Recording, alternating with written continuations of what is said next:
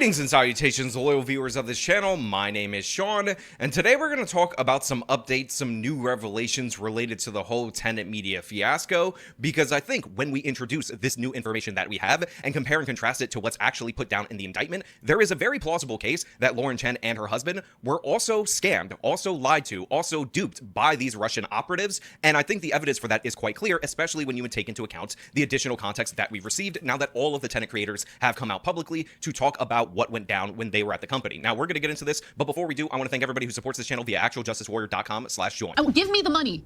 Give me the money, okay? I said this in my... Remember, anytime a Democrat or anybody like that is involved,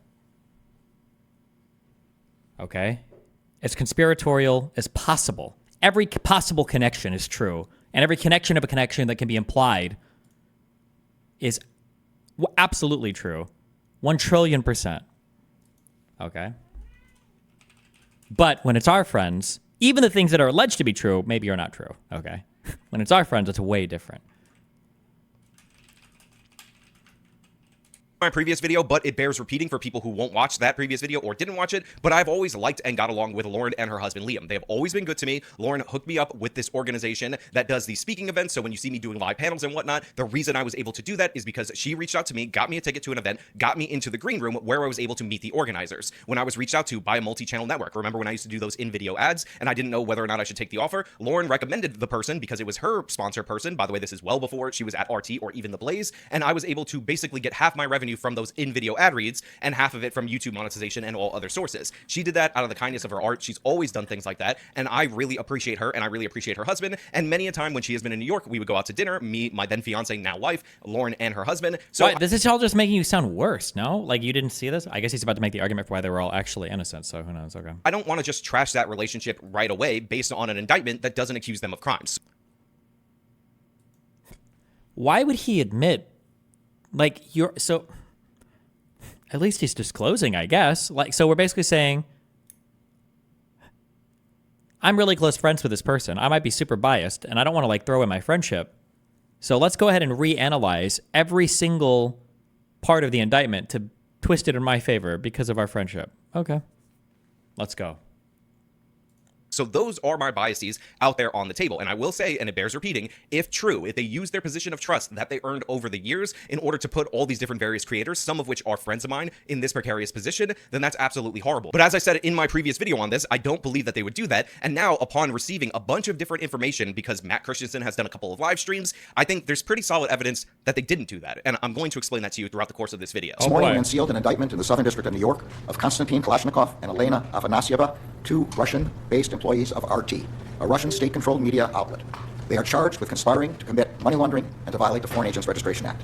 That law, enacted nearly a century ago, was enacted to ensure that the American people were informed when a foreign power engages in political activities or seeks to influence public discourse. So while Lauren and Liam have not been indicted as it relates to their role in Tenet Media, it is important for me to point out that in Section 4 of the indictment of the two Russian nationals, it says that Kalashnikov and Afanasieva, Founder 1 and Founder 2, which would be Lauren and Liam, also worked together to deceive two online commentators, Commentator 1 and Commentator 2, who respectively have over 2.4 million and 1.3 million YouTube subscribers. Founder 1 and Founder 2 admitted to each other in their private communications that their investors were in truth and in fact the Russians. The same term that Founder 1 and Founder 2 previously used to refer to RT while working directly under contract with RT as described above. On or about May 27, 2023, Founder 1 messaged Founder 2, quote, I'm going to ask the Russians about hiring Producer 2 in this coming week. Approximately 2 days later, Founder 1 messaged Producer 2 on Discord, quote, here's a list of the responsibilities I sent over to the investors to approve bringing you on. Waiting to hear back on timeline, salary. On or about August 8, 2023, Persona 1 informed Founder 1 and Founder 2 in Discord that the request to hire a producer/booker was approved, and that is Producer 2. So this is supposedly the proof that Lauren and Liam knew that their investors were actually the Russians and not this Edward Gregorian guy who is now described as a Western European finance guy. But the thing is, that's not really proof of anything, except for the fact that Lauren and Liam refer to Russians, whether they be at RT or in a PR firm,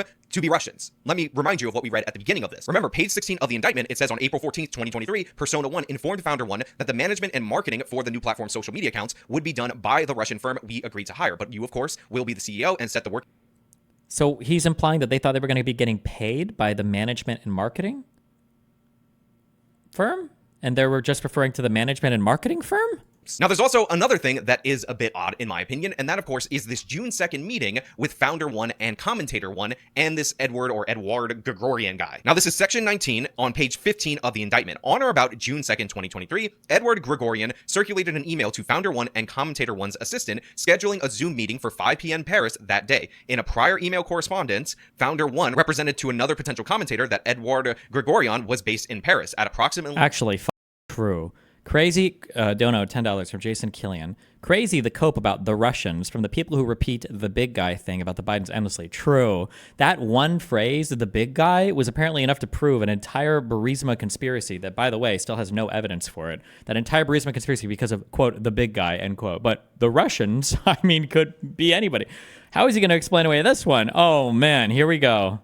Founder 1 represented to another potential commentator that Edward Gregorian was based in Paris. At approximately 8:58 Central Time that day, Edward Gregorian replied to his earlier email saying, quote, "I'm here, guys." However, the time in fact was 3:58 p.m. in Paris, but it was 4:58 p.m. in Moscow. Approximately 2 minutes later, Edward Gregorian performed a Google search for the time in Paris, and Edward Gregorian then replied again to his own email, quote, "Sorry, wrong hour, didn't sync the calendar." Now, this appears to show the Edward Gregorian guy, I will mispronounce that name 600 ways from Sunday by the end of this video, misrepresenting his location, not only to Commentator 1, which was revealed to be Dave Rubin, but also Founder 1. And there's no communication in this indictment where they're like, wow, we totally almost bungled that with the whole Moscow time thing. And if there is, it's just not present here. So it's interesting that this person would be misrepresenting themselves to both people and not emailing to clarify this with Lauren or Liam when they're supposedly in on the scheme. This appears to show the Edward Gregorian, to his own later, Edward Gregorian performed a Google search for the time in Paris, and Edward Gregorian then replied again to his own email, quote, "Sorry, wrong hour, didn't sync the calendar." Now, this appears to show the Edward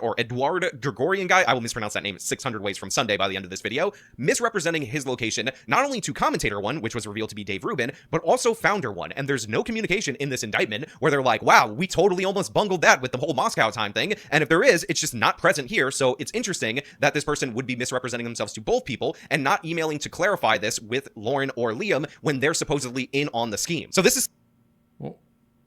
I mean, if you have a scheme and you've established a third party to do these communications with, why would that third party who's like this is your like man in the middle persona, why would he expose himself like that? I don't understand. I have no idea what story he's even trying to construct here.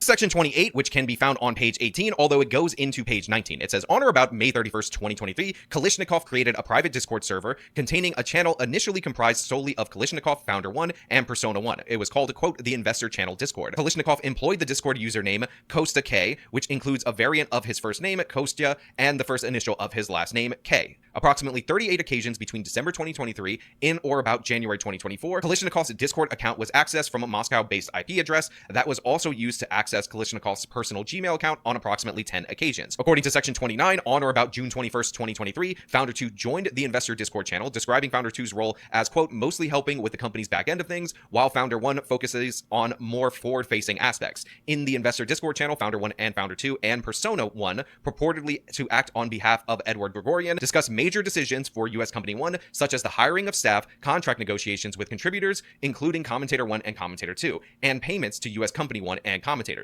Kalishnikov monitored and occasionally participated in those discussions. So you have these people in the Discord. We have Persona 1, who is considered to be a contact point for the investor, and we also have Kalishnikov, who again is related to the Russian PR/marketing firm, whatever you want to call it, that the investors insisted that they hire for the social media side of the marketing. Well, this is where things get real dodgy with what the DOJ is claiming, because they're asserting, without accusing Lauren and Liam of actually committing a crime because they're not indicted, that they participated in the deception, and this is broadly being used as evidence by people on the internet.com, even though I don't think that this is sufficient evidence at all to make that case. Founder 2 also used the Investor Discord channel to, among other things, submit U.S. Company 1's invoices to Persona 1 and to press for payment of those invoices. For example, on or about September 11th of 2023, at approximately 8:07 p.m. Central Time, Founder 2 wrote in the Investor Discord channel, quote, today marks 2 weeks since I submitted an invoice for August. Any idea for the delay? We are signing the large contracts and need to be certain we will get the funding to pay these people. Persona 1 did not immediately respond. While awaiting a reply from Persona 1, Founder 1 searched the current time in Moscow, specifically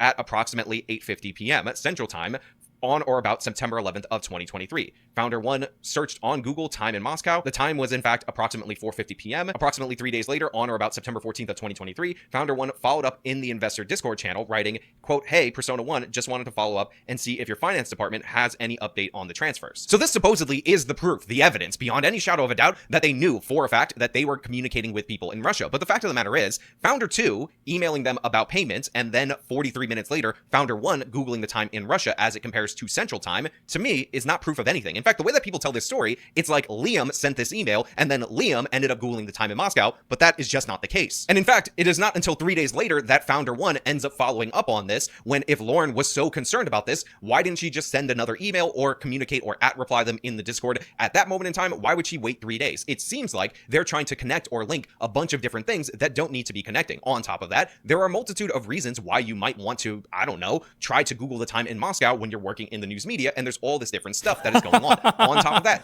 September 11th of 2023 is kind of a crucial date for Tenet Media, because that is the day that the channel was created on YouTube, and probably, very likely, a bunch of these different social media accounts associated were actually created. So if you have Liam getting prepared for the launch, trying to email the people related to the paying of the employees, which are representatives of this Edward Gregorian guy, and at the same time, they're creating the social media accounts, and then Lauren is looking at what time it is in Moscow, because those are the people who need to be managing those social media accounts, that wouldn't be unusual at all. And again, this is the evidence that they provide that Lauren and Liam were knowingly scamming people. Am I expected to throw away? Well, he's half right, and he keeps saying one thing that's correct, but then he keeps going, this is the evidence that they're providing to say that they're knowingly scamming people. No, this is the evidence we have in the indictment for the two Russians. This is not an indictment for Lauren Chen and Liam Donovan, her husband. People in chat are asking, why do they call them Founder 1 and Founder 2? Because in an indictment, in a criminal indictment, you should only really include the information necessary for the parties that are being indicted, and that means not including extraneous names or anything like that. Wow, no red flags. I'll be shipping you your iPhone 15 Pro Max 512 gigabytes soon. Thank you for the purchase, friend.